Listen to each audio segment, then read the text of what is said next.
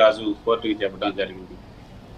Right right Krishna, మన colleague Praveen కూడా ఉన్నారు. ఒకసారి ప్రవీణ్ దగ్గరికి కూడా వెళ్దాం. ప్రవీణ్, ఏంటి సో ఇప్పుడు మన కృష్ణ గారు చెప్తున్నట్లుగా క్లియర్గా ఒక కీలక పరిణామం, సిబిఐ విచారించేందుకు సిద్ధమని చెప్పడం. ఎందుకంటే వారు ఇంక పూర్తిగా అన్నీ విచారించామని చెప్తే కోర్టు కూడా ఫర్దర్గా మళ్ళీ అప్పీల్ చేసుకోమని చెప్పే దానికి అవకాశం ఉండేది కాదు. కానీ వాళ్ళు విచారణకు సిద్ధము అన్నప్పుడు వారు కూడా ఇంకా దాంట్లో లోతులకు వెళ్లాల్సిన అవసరం ఉందని బహుశా వారు కూడా భావిస్తున్నారేమో. సో లేకపోతే ఆ మాట చెప్పరు కదా. దానికి తోడు సునీత అనేక అంశాలను కూడా వారి దృష్టికి తీసుకెళ్ళింది. సో ఈ నేపథ్యంలో ఏం జరగబోతుంది? వీరికి కూడా చెప్పారు చాలా క్లియర్గా 2 వారాలు 4 వారాల 8 వారాల వ్యవధి కూడా ఇచ్చారు. సో కాబట్టి దాదాపు 2 నెలల టైం ఉంది. సో ఈ లోపలే దీనిపైన ఒక నిర్ణయం కూడా తీసుకోవాల్సినటువంటి పరిస్థితి ఉండబోతుంది. ఏం జరగబోతుంది కోర్టులో? ఎస్, అయితే ఈరోజు సుప్రీంకోర్టు ఇచ్చినటువంటి ఆర్డర్స్ ఏవైతే ఉన్నాయో దాని ఆధారంగా చేసుకొని ఖచ్చితంగా సునీత ఇక్కడ ట్రయల్ కోర్టు ఎక్కడైతే సిబిఐ కోర్టు ఉందో ఆ కోర్టులో మరోసారి పిటిషన్ వేసి ఆమెకు ఇన్వెస్టిగేషన్లో ఇంకా ఎలాంటి అభ్యంతరాలు ఉన్నాయి, ఇంకా ఇన్వెస్టిగేషన్లో ఎవరెవరిని విచారణ జరపాలి, దానికి సంబంధించి సిబిఐ ఏవి మిస్ చేసింది, అంటే ఇన్వెస్టిగేషన్లో వాళ్ళ పాత్ర ఎంతవరకు మిస్ అయింది అనేటువంటి అంశానికి సంబంధించి కూడా మరోసారి వాదనల రూపంలో సిబిఐ కోర్టులో వాదనలు కొనసాగేటువంటి అవకాశం ఉంటుంది. మరోవైపు సిబిఐ కూడా తన వాదనలు వినిపించబోతుంది. ఎందుకంటే గతంలో మనం చూసాం, సెకండ్ షార్ట్ షీట్ వేసినటువంటి సమయంలో దాదాపు 140 పేజీల సెకండ్ షార్ట్ షీట్లో కూడా 3 పైన వేయడం జరిగింది. ఇందులో A6గా ఉన్నటువంటి గజ్జల ఉదయ్ కుమార్ రెడ్డి, మరోవైపు A7గా ఉన్నటువంటి వైఎస్ భాస్కర్ రెడ్డి, A8గా ఉన్నటువంటి వైఎస్ అవినాష్ రెడ్డి, వీరిపైన 2వ ఛార్జ్ షీట్ వేసినటువంటి సమయంలో కూడా ట్రయల్ కోర్టు ఇక్కడ సిబిఐని క్వశ్చన్ చేయడం జరిగింది.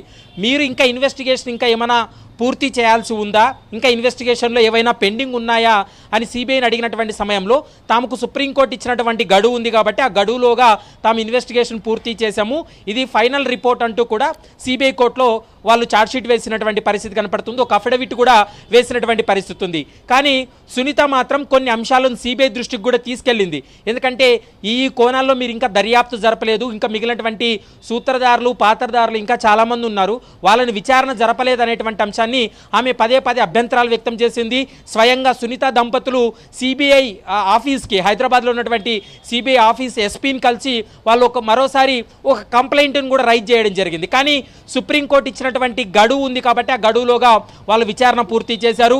ఇప్పుడు సుప్రీంకోర్టు ఈరోజు ఇచ్చినటువంటి ఆదేశాలతోటి మరోసారి ట్రయల్ కోర్టులో విచారణ జరగబోతుంది. విచారణ తర్వాత ఎవరి మెరిట్స్ను ఎక్కువగా ఉంటే ఆ మెరిట్స్ను ఆధారంగా చేసుకొని ట్రయల్ కోర్టు ఒక కీలక నిర్ణయం తీసుకునేటువంటి అవకాశం ఉంటుంది. ఎందుకంటే సునీత లేవనెత్తినటువంటి అంశాలను సిబిఐ కోర్టు పరిగణలోకి తీసుకొని మెరిట్స్ ఉన్నాయని భావించినట్లయితే ఖచ్చితంగా సిబిఐకు ఇన్వెస్టిగేషన్ చేయడానికి సమయం ఇచ్చేటువంటి అవకాశం ఉంటుంది. లేదు ఈ కేసులో మెరిట్స్ లేవు, మరోవైపు సిబిఐ అంత విచారణ పూర్తి చేసింది అని కనుక సిబిఐ కోర్టు భావించినట్లయితే సమయం ఇచ్చేటువంటి అవకాశం లేదు. మరి చూడాలి సిబిఐ కోర్టులో ఎలాంటి వాదనలు జరగబోతున్నాయి, ఏవి మెరిట్స్ ఉండబోతున్నాయి అనేది మాత్రం చూడాల్సినటువంటి అవసరం ఉంది. ఇప్పటికే నిందితులందరూ కూడా కేవలం వైఎస్ అవినాష్ రెడ్డికి మాత్రమే ముందస్తు బెయిల్ వచ్చింది. మిగిలినటువంటి నిందితులు A1 నుంచి A7 వరకు నిందితులందరూ కూడా చెంచల్గూడ జైలుకు వెళ్ళినటువంటి పరిస్థితి ఉంది. వివిధ కారణాలు చూపించి వాళ్ళు జైలు నుండి బెయిల్ మీద బయటకు వచ్చినటువంటి పరిస్థితి ఉంది. కొద్ది రోజుల క్రితమే ఈ కేసులో కీలక నిందితుడిగా ఉన్నటువంటి అవినాష్ రెడ్డి తండ్రి వైఎస్ భాస్కర్ రెడ్డి, మరోవైపు ఈ కేసులో అవినాష్ రెడ్డికి అత్యంత సన్నిహితుడిగా ఉన్నటువంటి A5 నిందితుడు దేవిరెడ్డి శివశంకర్ రెడ్డి, వీరిద్దరూ కూడా ఏపీలో అడుగు పెట్టడానికి వీల్లేదంటూ కూడా గతంలో trial court, Telangana high court orders ఇచ్చింది. కానీ ప్రస్తుతం తాము ఏపీలో వెళ్ళడానికి కానీ లేదా పులివిందులకు వెళ్ళడానికి తమకు సమయం కావాలి, ఆ యొక్క ఏవైతే వాళ్ళు ఇచ్చినటువంటి ఆంక్షలు ఉన్నాయో వాటిని ఎత్తివేయాలంటూ కూడా తెలంగాణ హైకోర్టులో ఒక పిటిషన్ దాఖలు చేశారు. దానిపైన ఇంకా విచారణ కొనసాగుతున్నటువంటి పరిస్థితి కనపడుతుంది.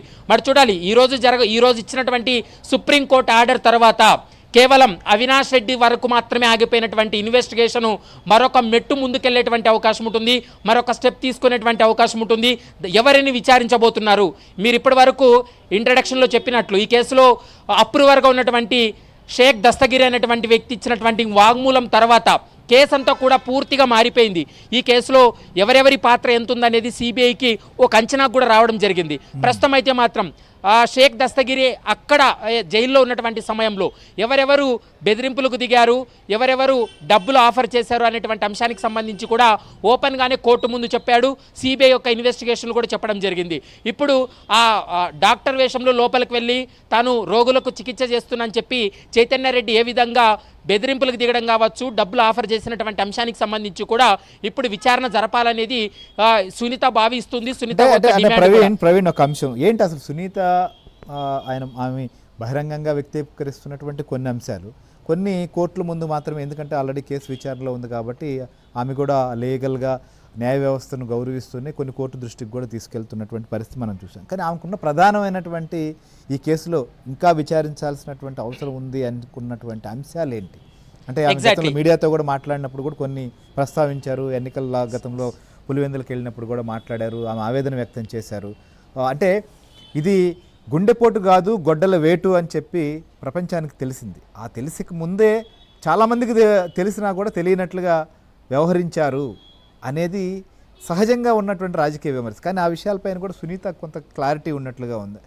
వాటిపైన ఏంటి ఆమెకున్నటువంటి సందేహం? ఎస్, ఈ అంశాలపైన సిబిఐ గతంలో ప్రాథమికంగా కొంత సమాచారాన్ని అయితే తీసుకుంది, కానీ స్వయంగా ఆ వ్యక్తులను విచారించడానికైతే మాత్రం వెళ్ళలేదు. కాబట్టి సునీత ఇప్పుడు అదే అంశాన్ని చెప్తుంది. ఎందుకంటే హత్య జరిగిన తర్వాత ఎవరెవరికి కుటుంబ సభ్యులకు ముఖ్యంగా కాల్స్ వెళ్ళాయి, ఏ సమయంలో కాల్స్ వెళ్ళాయి, ఆ కాల్స్ వెళ్ళిన తర్వాత ఎవరు మాట్లాడారు అనేటువంటి అంశాలన్నీ కూడా గూగుల్ టేక్అవుట్ ద్వారా, తర్వాత టవర్ లొకేషన్ ద్వారా, వీళ్ళు కాల్స్ మొత్తం కాల్ లిస్ట్ ద్వారా బట్టబయలైనటువంటి పరిస్థితి. సిబిఐ కూడా టెక్నికల్గా అవంతా ప్రూవ్ చేసింది. కానీ ఇప్పుడు నెక్స్ట్ విచారణ జరపాల్సింది ఎవరిని అంటే ఖచ్చితంగా, ఎందుకంటే ఈ హత్య జరిగిన తర్వాత భారతిరెడ్డికి సమాచారం ఉంది, జగన్మోహన్ రెడ్డి కూడా తెల్లవారుజామున ఆయన కాల్ రావడంతో అక్కడ కాల్ మాట్లాడినటువంటి పరిస్థితి కనపడుతుంది. కాబట్టి వీరిద్దరిని విచారణ జరిపితే ఎంతో కొంత ఈ కేసులో సమాచారం బయటపడుతుందని భావిస్తుంది సునీతారెడ్డి. మరి ఆ అంశాన్ని డైరెక్ట్గా చెప్పకపోయినా లీగల్గా ఆమె ఫైట్ చేస్తుంది.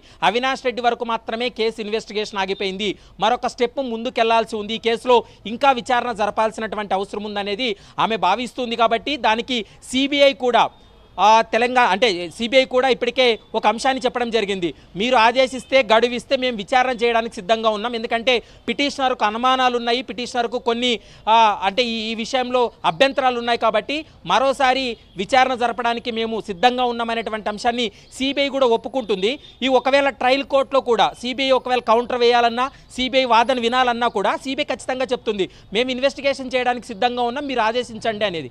మరి సిబిఐ కోర్టు ఎలాంటి నిర్ణయం తీసుకోబోతుంది అనేది మాత్రం చూడాల్సినటువంటి అవసరం ఉంటుంది. రైట్ ప్రవీణ్, మీరు అన్నట్లుగా సుప్రీంకోర్టులోనే మేము విచారణకు సిద్ధం అని చెప్పినటువంటి సిబిఐ బహుశా వారి వాదనలు అలానే ఉండొచ్చు. ఒకవేళ ఏమైనా కౌంటర్ వాదనలు లేకపోతే సునీత తరపున న్యాయవాదులు ఏమైనా ఉన్నటువంటి డౌట్స్ ఇలాంటివి రేజ్ చేస్తే దానిపైన ఏం కౌంటర్లు చెప్తారు, దాన్ని ఎలా ట్రయల్ కోర్టు భావిస్తుంది అనేది కూడా మనం చూడాలి. ఫైనల్గా కృష్ణ గారు ఏం జరగచ్చు అంటారు మొత్తం